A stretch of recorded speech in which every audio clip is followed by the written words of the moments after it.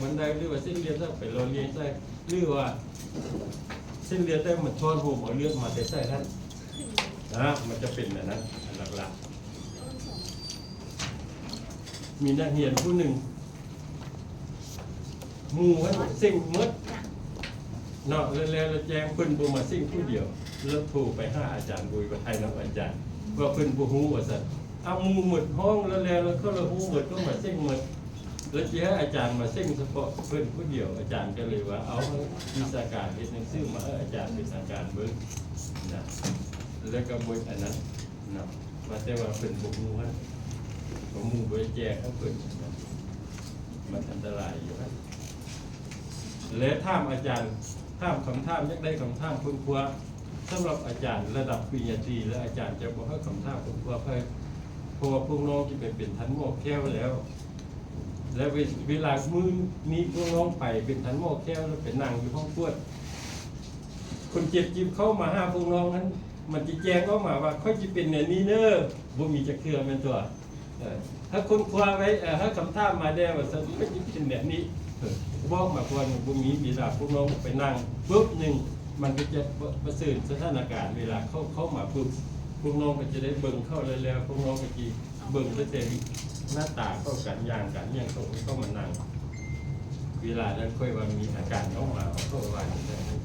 ฉะนั้นการสอนของอาจารย์มันจะไประบบเนี่ยนั้นถ้าพวกน้องวิเคราะห์ปัญหานะ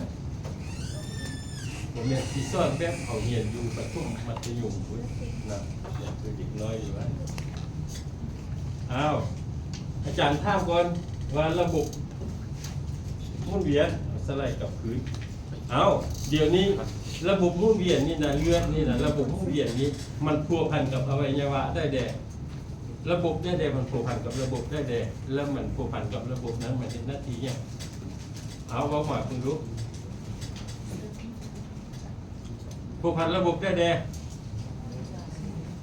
นะตามความเข้าใจของพวกน้องปัจจุบันนี้ยังไม่ได้เห็นนี่เทื่อนี่นะเอาระบบเนี่ยเอาเส้นเลือดระบบอันนี้มันมีเข้าใจเส้นเลือดอยู่แล้วระบบนี่แหละระบบหมุนเวียนนี่แหละแล้วอาจารย์ถามคำถามของอาจารย์ว่าการเฮ็ดเวียกของมันนี้มันพัวพันกับระบบได้แดงมันเห็นยังเอาหนึ่งพัวพันกับระบบฮะระบบประสาทมันเห็นไง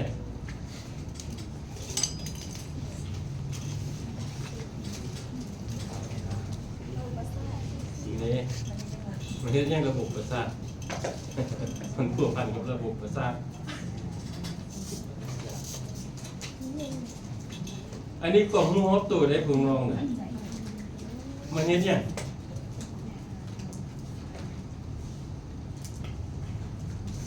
จอยระบบประสาทมันพัวพันก็มันก็เอาเลือดระบบหมุนเวียนนี่นะมันก็ลำเลียงเลือดไปเป็นตัวเลือดท่านก็เอาเนี่ยเอาออกซิเจนกับอาหารก็ไปเลี้ยงรอเลี้ยงระบบประสาทท่านเป็นตัวมันพัวพันนะมันนี่อันนั้นดีอัน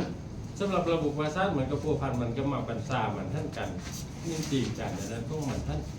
เอาพัวพันกับระบบได้อีกนี่มันเป็นอันนี้มันเป็นความรู้ฮอบตัวได้พวกน้องหน้าที่พวกน้องจะได้ความรู้มาจากเหี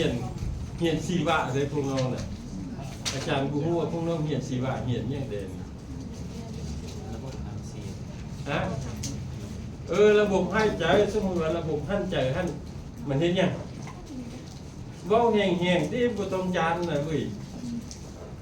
คืออาจารย์มาได้เพราะว่าเหียนเวลาเหียนนี่เขาก็เรียนนำอาจารย์อายปู่ก็ได้ความรู้อายสู้ก็ได้แห่ๆว่าจะ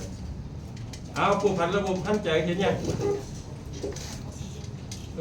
เอาออกซิเจนท่านไปแลกเปลี่ยนไปแลกหน้าเอาค่ายไอก๊าซคาร์บอนิกท่านคาร์บอนไดออกไซด์ท่านไป5 ปอดไปแลกเปลี่ยนมันตัวอากาศแล้วก็ออกซิเจนเข้ามาท่านเอาผูกพันระบบได้อีกระบบย่อยอาหารเห็นยัง มันก็เอาอาหารเจ้าจากระบบละลายท่านเข้ามาห้าเส้นเลือดเพื่อเลือดกระลำเลียงไปเลี้ยงบรรดาจุดหลังต่างๆอวัยวะต่างๆในร่างกายระบบไปอีกระบบถ่ายเทเนาะครับถ่ายเทท่านไปเห็นยังสิ้นเส้นเหลือไปกันต่ออยู่มักจะล่างท่านสิ้นเส้นเลือดออกจากร่างกายท่านระบบอีกได้อีกฮะระบบผิวหนังระบบ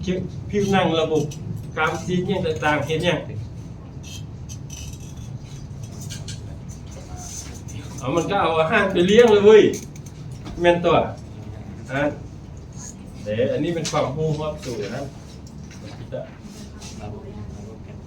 เอาคุณคิดว่าพวกน้องเห็นรูปอยู่นี่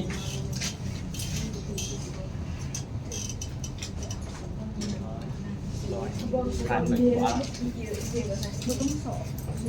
เซ็ตวันตัวอีก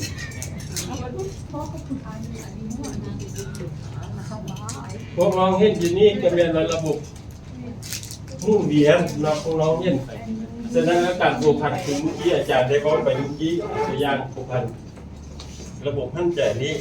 มันจะเอาเลือดทั้งไปพอดที่ว่าเอาลำเลียงพวกคาร์บอนไดออกไซด์ท่านเลือดที่ว่ามีคาร์บอนไดออกไซด์ท่านไปแล้วก็ไปแลกเปลี่ยนอากาศเอาออกซิเจนท่านจ้างอยู่ในปอดท่านเลยจะมาเข้ามาในเส้นเลือดไปเลือดต่างๆท่านแล้วผูกพันกับระบบละลายอาหารก็เป็นว่าไป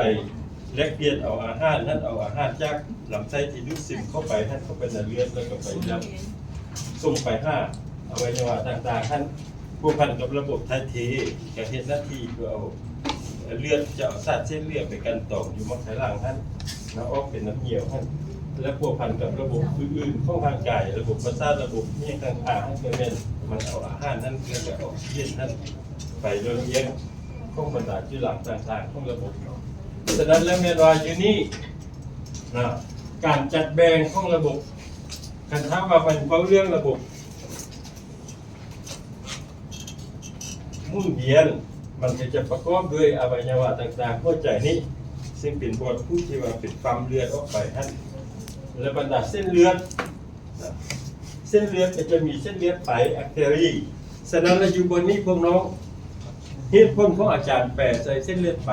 แล้วเป็นหนึ่งอาจารย์คือว่าจิบอกพวกน้องอื่นได้ศัพท์ที่ว่าพวกน้องอาจจะได้ยินที่ว่าถ้าอาจารย์อื่นพระเจ้าจะสอนพระเจ้าก็จะว่าเส้นเลือดเต้นเลือดเส้นเลือดแดงอาจารย์มีเหตุผลว่าเป็นอย่างอาจารย์ใส่ว่าเส้นเลือดไปที่ว่าอาจารย์เนี่ยบอกว่าเอตรีนี่เป็นเส้นเลือดไปมันหมายถึงเส้นเลือดที่นำเอาเลือดออกจากหัวใจท่านทิศทางออกจากหัวใจไปอวัยวะต่างๆมันเป็นคันถ้าว่าจะเว้าว่าเป็นเส้นเลือดแดงมันจะผิดอยู่บนว่าคันวันนี้ยามคำว่าเส้นเลือดแดงท่านเลือดทุกอันมันแดงหมดแม่นตัว